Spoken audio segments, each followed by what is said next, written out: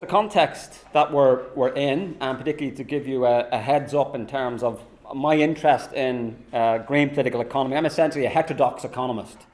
I'm going to be talking a little bit later on about why we need to start talking about collaborative consumption and indeed starting to talk about post-growth economics. So we put a focus both on the consumption and indeed how we frame the economy. You've probably seen this from a slide from Martin perhaps of the make, take and throw away economy that we have at the moment, which essentially reproduces the illogical dimensions of an open world that's endless in its bounty. And yet we now know, as if we don't know already, we live in a closed world of finite resources. So we're moving from what's often called in my field the cowboy economy, with the double emphasis of this Wild West expanding frontier where there's endless resources, endless capacity for the earth to absorb pollution, to mix metaphors, a spaceship economy, that the planet as a whole with its planetary boundaries are all that we get. You know, with the exception of solar radiation, which we get on a daily basis, almost everything we've ever had in human society and civilization in terms of our production and consumption has come from within the planet. So part of my interest in ecological production, while I certainly welcome it, is that ecological production and the economy needs to be re-embedded in society, and which is why I was delighted to hear Martin's comments about the importance of seeing this as part of a social movement, issues that some of the questions were raising about the politics and so on, about the Internet of Things, but also then the economy and society be re-embedded in the natural world. That's basically my area of research. Many of these are just stating the obvious in terms of why we need to move away from this make, take and throwaway economy. And in particular this last point here, that part of my worry often with debates that narrowly focus on technological innovation on production is that you can get a sense that what's going on is the greening of business as usual. That somehow there's going to be a technological fix which is going to get us out of the hole that we're in. And of course it's appropriate that we are speaking in the week starting obviously on the 30th in terms of the climate change talks in Paris. That's the biggest problem that we're facing. And there's a danger, I think, in a narrow focus on technology that we forget about the importance of actually reducing consumption as well as changing consumption, something I'll talk about in a moment. Most of you in the audience here would know this in terms of the ecological overshoot we are in as a species. And of course, part of the problem with a picture like this, and partly to anticipate what I'll end up talking about, which is why we need to move beyond GDP and these aggregate figures of measuring the economy, this type of analysis tells us nothing about the unequal access and use of resources. This just gives us a species planetary level, but actually there are deep issues of injustice and inequality which are masked by such figures. But part of the promise, of course, of ecological production, you've probably seen elements of this, whether it's done on climate change, this is an ecological version of wedges. How do we start reducing the degree of our planetary or even societal overshoot so we start to get towards one planet living? I mean, that's a nice, neat definition of sustainability, one planet living, rather than if you're an American, 5 planet living, or if you're somebody living in Ireland, north or south, it's somewhere between 2.5 and 3. The issues I begin from are limitations and also the inability of technology to overcome the planetary limitations. You know, essentially, Mother Nature doesn't do bailouts. In fact, if nature had been a bank, we would have bailed it out. That's a great line from Fidel Castro, actually. But it does seem to me that there are opportunities in constraints, and it is about framing and reframing our understanding of limitations. You know, as Einstein said, any damn fool can make something complex. The skill, and I sensed there were some questions in the audience after Martin and Eiching's session, how do we start simplifying? Somebody at the back mentioned the importance of looking back in terms of more organic, slower, more local ways of producing and consuming.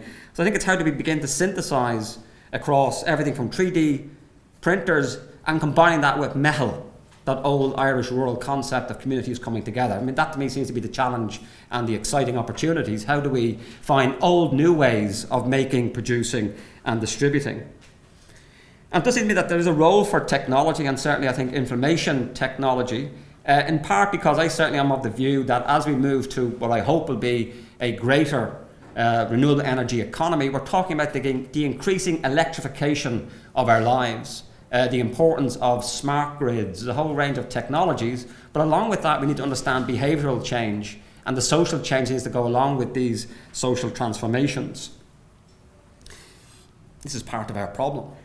Eco-production will not deal with this problem.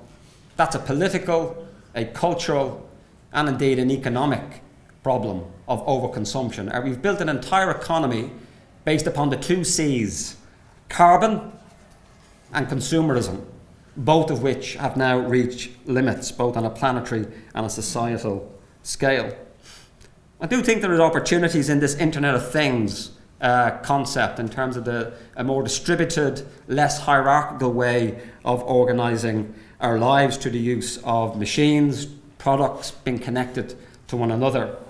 I mean, somebody mentioned, I think somebody from Google, this is IBM, and don't worry, I am getting to where there's some problems with this as well. And this is actually at the heart of many EU documents and strategies about the greening of the economy. But as the last point I wanted to pick up on, in a way, just to flag up that we can get too narrowly focused on technology and the Internet of Things and 3D printers. Of course we have to. We have to place that in a larger political context, that the Internet of Things will have a downside. The increase in ICT proliferation in our societies will also have downsides which are non-ecological. Something may be just, very low carbon, maximising resource efficiency, but may actually have downsides from a democratic or cultural point of view. And that's quite a startling figure. This is predicted, and I don't know whether this has actually come true now, that 1 trillion sensors linking the physical and digital worlds, which has a great opportunity in terms of efficiency, in terms of communication. But I do have a fear that often we're rushing into these technological innovations without adequately understanding the economics, the ethics, and the cultural dimensions. I mean, again, to quote Einstein, when he heard of Oppenheimer and the atomic bomb, he said, scientists were too busy working out how to do it, didn't stop to think, should we do it? And I think we can fetishize technological innovation for its own sake. So this is not a Luddite speech. I'm not arguing that we don't need massive innovation and technological change, but it is about placing it in a wider political context. The circular economy, I think you've got enough of that in terms of it does what it says on the tin. We move away from this take, make and throw away economy to where we actually begin to see, and I'll show you a nice slide in a moment, of separating out the bioeconomy of biological organic material and then an industrial ecology of artificially made, human-made components, and they should be kept separate and recirculate within each sphere. And that's basically it. Don't worry if you can't take all that in. Stefan has said that this will be available online. So it's a nice division between the biophysical world in terms of the natural world, the organic world, soil, food, organic waste. Now, there's no waste in nature. Well, similarly on the right-hand side here, of the technical industrial ecology, there should be no waste either.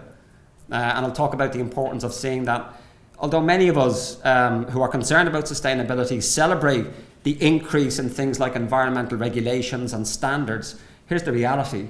Environmental regulations is a sign of system failure. We shouldn't need regulations to stop us polluting our soils, our waters, the products that we enjoy every day. But actually regulation, given the way things they are as they are, regulation can actually drive innovation, and I'll talk about that in a moment. I mean, the good news is that at least rhetorically, and in terms of publications, and I think there is some evidence that the EU is certainly moving in this direction, is this long-term vision. And 2050 is a popular future time period that's being used, because that's often where we'll have 9 billion people on the planet. Many of the climate change projections are around the year 2050. And it is also good to use some of the work that the Transition Towns movement and so on have done about visioning and then backcasting. What sort of society do we want to have in the future? I think, as Peter at the back said, that we borrow the planet from our grandkids. Well, what's the world going to be like then? Then backcasting, what are the steps we need to get to a lower impact and indeed higher human quality, flourishing society in the future. This is the problem, though. Short memory, Long pockets and a short memory. It is about the movement from the rhetoric, whether it's political or documents, and then the reality. Because the reality is, as we all know, it's raining reports. We don't need any more reports about the state of the world and the global economy. What we need now is action, and inspiring action, in terms of seeing that this talk of limits is not negative. It's actually a challenge. It's an exciting opportunity to redesign our entire industrial system and indeed associated society. Just to break things up. I like this one. And indeed, part of this presentation might be a bit of an answer to a question that somebody asked in the audience, but how do you communicate? I think often people, I'm just going to give an overarching view of folks in the audience, be probably fellow members of the broad green sustainability movement. There is an issue about how we don't use enough humour in terms of our communication. Never mind humility, which is another issue, because often we come across as very preachy. You must do this, and these imperatives. And there's something in that issue of the science is compelling us to go in a certain direction. But I think we do also need to find more human scale, earthier ways, including humour, in terms of communicating our message. I'm not going to go into this because it's already been covered. I would say, and not because I knew Davy Phillips would be here and other people who have been active in the broad permaculture, transition towns, eco-villages movement, but there is something around connecting, and I sense from Martin's presentation that whether implicitly or explicitly, ideas of eco-design, eco-production, and indeed the circular economy are in part or in whole informed by kind of permaculture thinking of the 10 points that I've put down here, particularly of sitting back, watching, reviewing, and so on, rather than just rushing headlong in, which is going to be like the techno-optimistic perspective. You just go straight in, make a change, and then something goes wrong and we have to adapt it, rather than foresight. I mean, there's a reason why St. Thomas Aquinas, that great ecologist, said, it's better for a blind horse that it's slow. And what he was getting at was the importance of the precautionary principle of slowing down rather than necessarily speeding up. And there is, I have to say, to reiterate, a sense that I get that in the eco-production dimension, we often get involved in not slowing down. Because sometimes, just because we can do something really cool and innovative doesn't mean necessarily we have to. In terms of, technology is there to be used or not used. And it's the not using bit that often is left off the agenda in terms of innovation. But I do think that the eco-production dimension is an important element of this new industrial revolution that we're we're experiencing at the moment. But it has to be, and it is often connected with issues of consumption, particularly for me in terms of shared and collaborative forms of consumption. So while eco-production is about, doing more with less, I think collaborative consumption or sharing consumption is about sharing more with more people. In terms of moving decisively away from that consumerist mindset that's almost like Gollum in Lord of the Rings, where we have to all have our precious. Everybody has to have their own individual consumer products.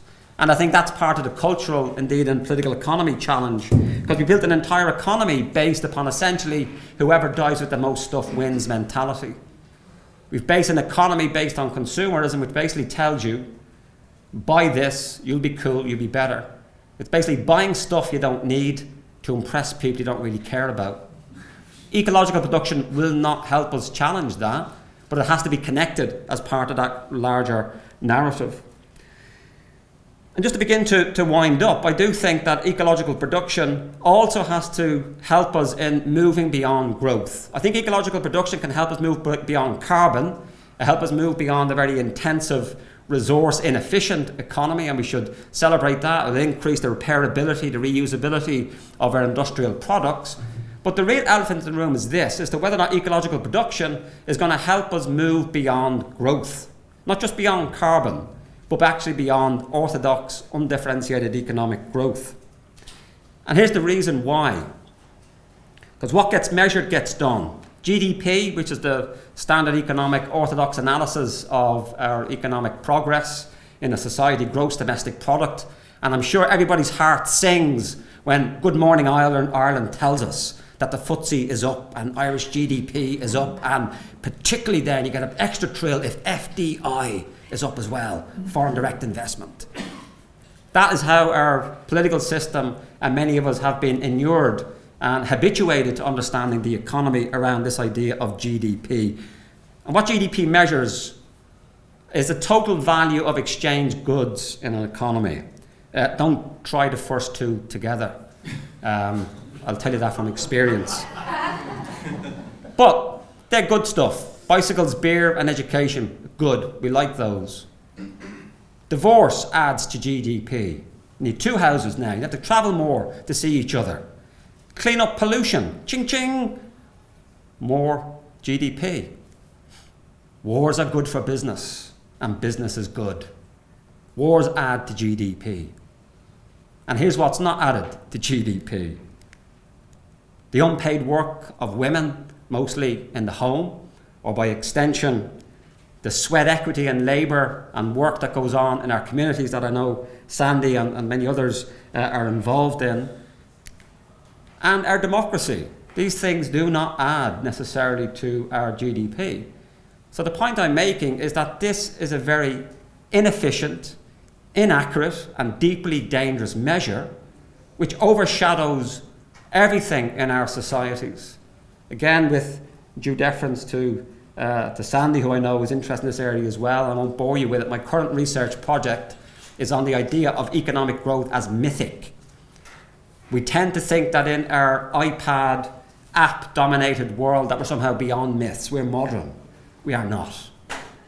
Every society needs a myth to live by, and ours just happens to be this dangerous concept of endless, undifferentiated economic growth. So I do think we need to go beyond greening business as usual. And I don't think I'm saying anything here that any of the speakers before me would disagree with. It's just about expanding the perspective of ecological production into the dark side of politics and struggle and resistance, including against ourselves. You know, I often say that it's easy to point the finger at, we heard about corporations and Google. Well, there are 3 back at us whenever we do that. So this is actually also a deeply personal issue. We're all bifurcated and implicated in this addiction to economic growth and consumerism. So it's too easy to blame somebody else. While you should do that, governments, corporations and so on, there's also a challenge for ourselves in terms of looking inside, particularly around our notions of who we are, our notions of the good life. How real is our commitment to future generations? Just liking a climate change petition about climate change on Facebook does shag all. In fact, it can actually be the opposite, make you feel good. This is part of the research we're now finding, for example, that higher rates of recycling actually make people feel good so they can go off with a green conscience for a weekend in Prague because they've done their bit. I think part is because the way we in the green movement have framed the issue, or certainly how government have framed the issue, it's about recycling individual small actions and isn't about the larger structural issues, which are much more political in terms of what we need to change. So I do think, though, that the challenge is to see that, for me, certainly the circular economy, the green economy, is not a green version of what we have. It's not a green version of business as usual. But guess what? 90% of the documents, certainly in official circles at the EU and in governments on the circular economy, which I celebrate and think it's good, they're all about greening as business as usual.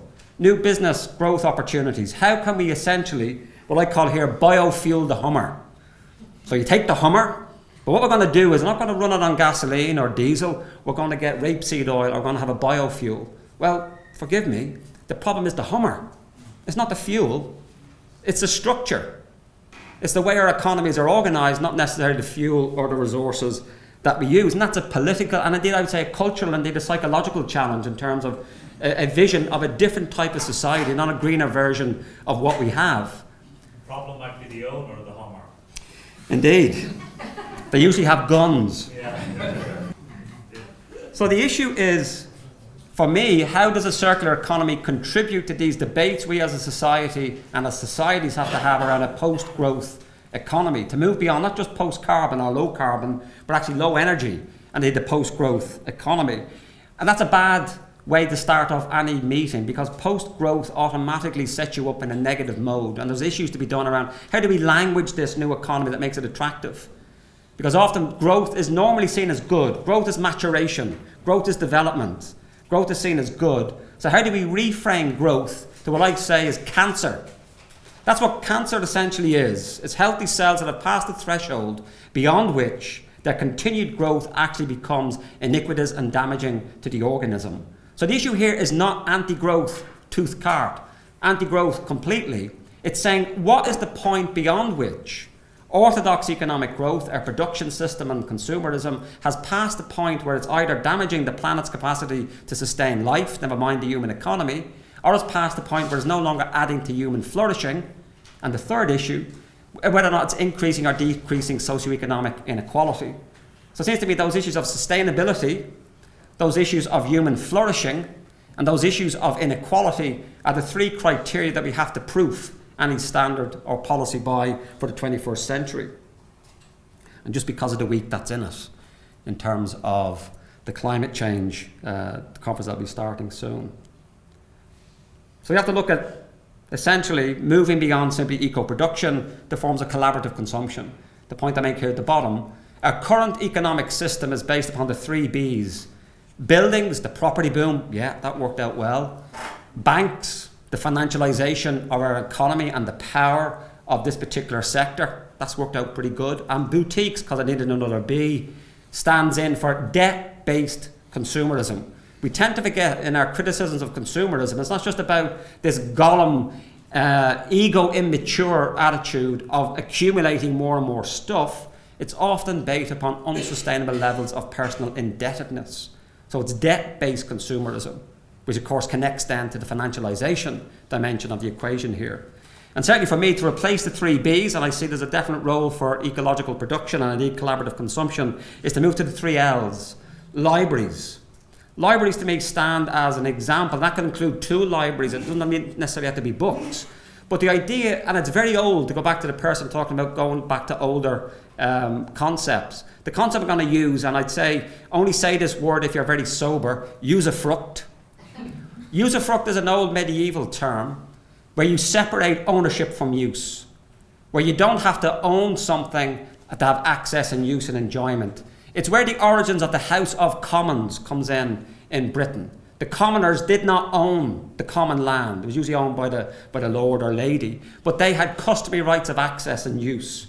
So the issue is, how do we begin? And libraries are a fantastic way of doing this. I mean, I'm amazed in our almost thoroughly capitalized, consumerized, neoliberalized world that libraries still exist, where you can go along and for free get a book or a DVD or whatever it is, or a tool, if it's a tool library, and use it without then having to pay for it or own it. And I think that's the world we have to start moving into. How do we begin to share more and more of the products that we need every day, rather than going into each house and seeing, why does everybody have to have a ladder or a power drill or a lawnmower?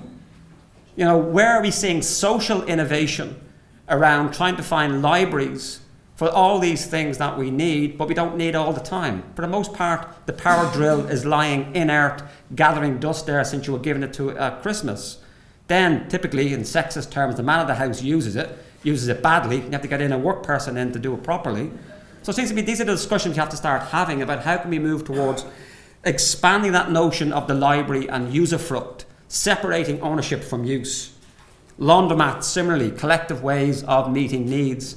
And light rail, because I needed another L, in terms of more public forms of transportation. Because the need, and it always has been the need, never mind in the 21st century in a climate changed, carbon constrained world, our need is for mobility. Not necessarily for cars, not necessarily even for trains or planes, it's mobility. How do we begin to meet our mobility in the most efficient and socially inclusive manner possible? These are the challenges going forward. And of course, this is the great response you give to any climate change denier. Well, the first great response is, show me the peer-reviewed science upon which you're making your claim. That's the first one. That usually shuts them up. But if they don't, you say to them, okay, even if we're completely wrong, and it is a global conspiracy, this is the answer you give them. What if we change the world for better and it turns out that climate change is not actually real? I do think there is a role for regulation. As I mentioned earlier, I think regulation is a sign of systems failure. It's a design flaw. We should not need so many environmental regulations to protect our bodies, protect our children, protect our soils, protect our food, our water. These are signs of design failure. But given we are where we are in terms of the amount of regulations that we have, regulation, despite all the crap you often hear from business groups like IBEC and so on, regulation can drive innovation. Properly designed regulation can actually begin to move the market in ways that perhaps it wouldn't necessarily do. Because this is our problem as well. And ecological production won't help us with this issue. The growing inequality in our society, up there with the other two issues I mentioned of sustainability and human flourishing. So what we need is full spectrum innovation. I celebrate and I welcome ecological production, 3D labs, fab labs, 3D printers. We need more of that, particularly because it appeals to the old Marxist in me. Democratizing the means of production. That's something that I drank a lot about back in the 1980s when I was with the Stickies. We were preparing for revolution in terms of taking over the means of production. Well, it's finally come in terms of the capacity for ordinary people, often self-learned, self-taught collectively, come together, design, repair, reuse, create a different type of economy than we've had perhaps since crafts. And the basis of our economy in crafts prior to the Industrial Revolution. Again, with a nod to that issue of going back to going forward. But we do need full spectrum innovation. Nothing riles me more than a man kicking a mule, you remember that old ad, than when I hear innovation being narrowly corralled into pure technology, into machines that go bing, into commercialization. Innovation should be broken out of that silo. What we need is full spectrum innovation. What's going on in the Eco Village in Cloughjordan? What's going on in some of the repair cafes? That's innovation. When will we see governments providing as much support and fiscal revenue to go towards full spectrum innovation rather than narrowly into technological?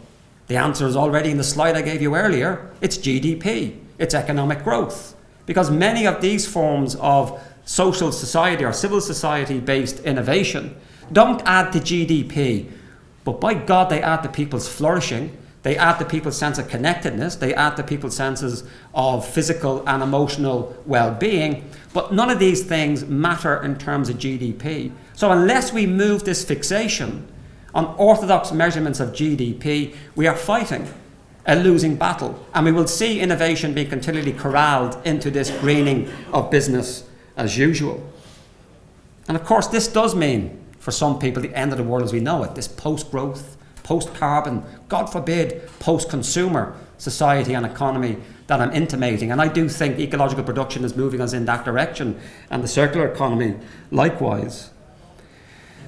But I do think we have to challenge our notions of the future. It often seems that people think the future is going to be like today, but with better apps. That sense that that we have this almost arrogant or naive and comforting view that the future is going to be much like the way it is now. Whereas what we need to be facing forward, to use a concept that certainly Davey and others will be familiar with, in terms of resilience, to prepare for disruptive changes. And resilience is not just about having social systems that are able to respond, or community systems, it's also psychological resilience. It's also preparing ourselves for a world that's going to be maybe very different than the one we know it now. But it does seem to me that yes, this is the end of the world perhaps as we know it. But so what? The end of the world as we know it is not the end of the world. This is simply the end of the world as we know it. And it's the end, in my view, of the bigger and faster and more economy that we have towards a smarter and better economy. So, thank you.